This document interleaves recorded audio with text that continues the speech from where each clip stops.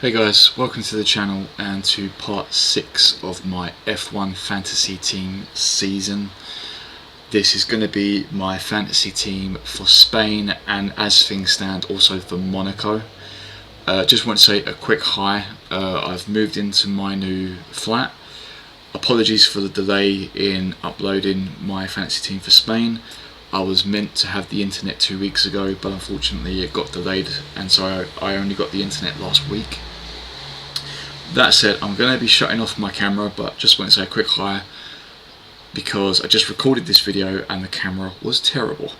So I'm going to turn the camera off and I'm going to do things a little differently this time. I've already chosen my team for Spain, but I'm going to show you the results of my Miami team, show you my team for Spain and possibly Monaco, and then at the end I'll show you Fantasy Tracker, which is the website I use because I think it helps me with my decision making when it comes to my fantasy team.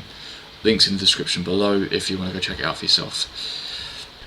Okay, so like I said, I've already chosen my team for Spain and possibly Monaco, but let's just recap on Miami. I enjoyed the race. I had to watch the highlights as well as the actual race because during the race I was in and out of the kitchen because I was prepping my meals for work. I know there are some logistical problems with the track, but otherwise I enjoyed it. Not been my favourite race this year, but I did enjoy it. And before I forget, I need to give a shout out to Shane, who corrected me on one of my videos over the Mega Driver card. When I was choosing my Mega Driver, I had a moment where I just assumed that it had the same rules as the Turbo Driver in that the driver had to be under a certain value.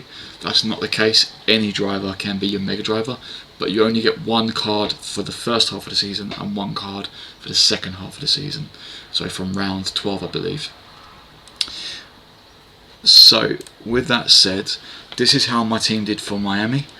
Sainz got 31 points. Leclerc got 100 because he's my turbo driver. Norris -2 because of the DNF, and as a McLaren fan, really gutting. I know he dropped down to 9th at the start, but I was really hoping he was going to be able to climb back up. Perez 28 points, Magnussen 2 points, and Ferrari 56 points. So that's how my team did at Miami, and this is my team for Spain. So you can see here the only drivers I've kept are Leclerc and Perez. I wanted to go for Russell, but I couldn't afford him, so I went with Stroll, and I'll get to that in a minute. But the original choices were to go for Russell, Bottas, and just Russell and Bottas, I believe. No, sorry, Russell, Bottas, and Stroll. Because I couldn't have Russell, I've kept faith. What am I talking about? Start again. The original plan was to get rid of Sainz and Magnussen and bring in Russell and Bottas, but because I couldn't afford Russell, I went with Bottas and Stroll. I'll get to that in a second. I decided to keep faith with Norris. I'm hopeful that the McLarens will pick up, which is why I've kept faith with Norris. Bottas I've had my arm for a while. He's doing really, really well. I'll get to that in a minute when it comes to the Fantasy Tracker. And that's also why I've included Stroll. Because I couldn't go for Russell, I was going to go for Stroll or Albon, because Albon's been a bit of a dark horse lately, as in he's been sneaking in some good points. But that's my team for Spain.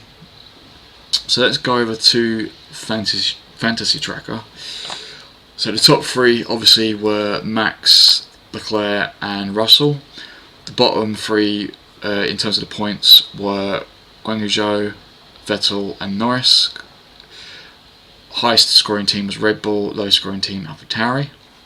The top three in F1 Fantasy is Leclerc, Verstappen and Russell, and for the teams it's Red Bull, Ferrari, Mercedes. Again, link is in the description below if you want to have a look around.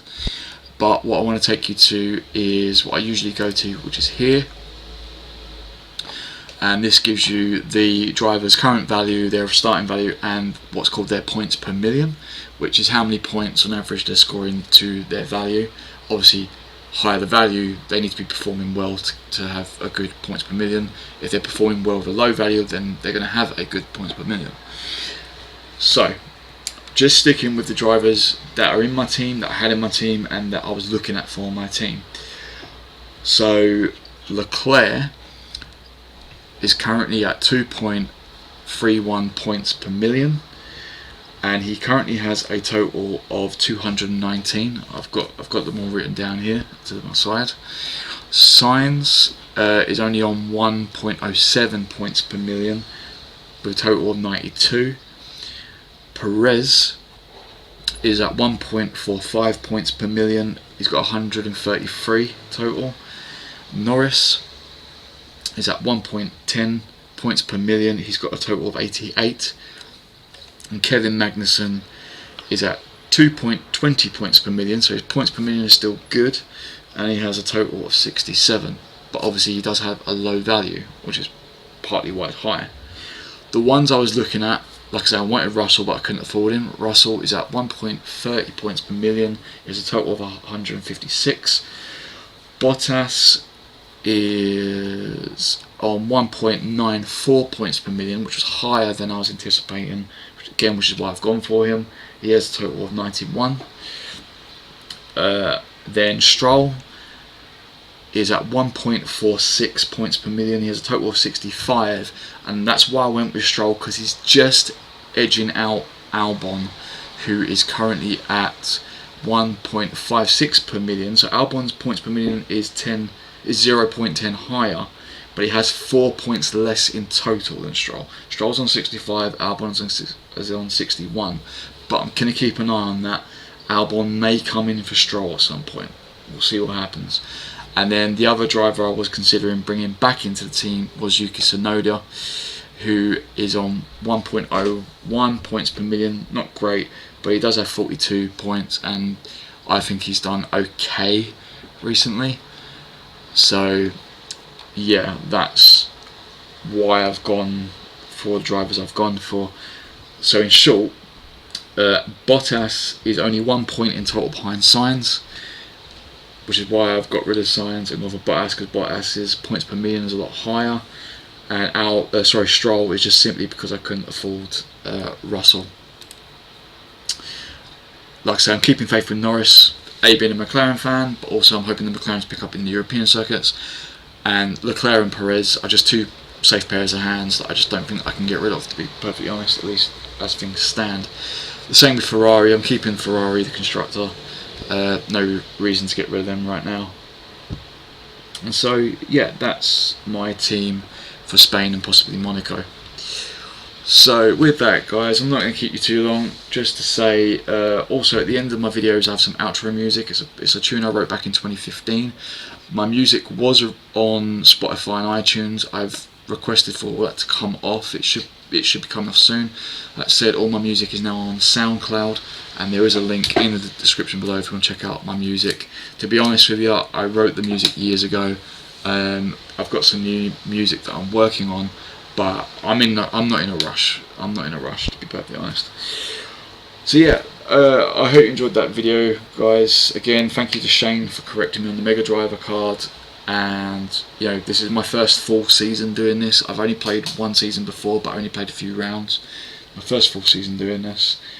And oh yeah, the only other thing to say is you'll know that during the non-race weekends I was doing Motorsport Manager.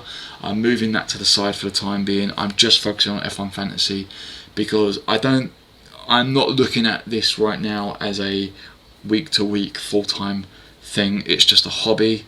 And to be completely honest, since getting my own place again, I've just enjoyed just being me. Whether that's watching Muay Thai, playing video games, watching racing, watching UFC, I've just enjoyed getting back my independence and just being me again. It's been great. Oh, and of course watching a ton of anime, because I'm a huge anime nerd. Anyway, guys, that said, enjoy Spain next week, and I will speak to you real soon. Goodbye.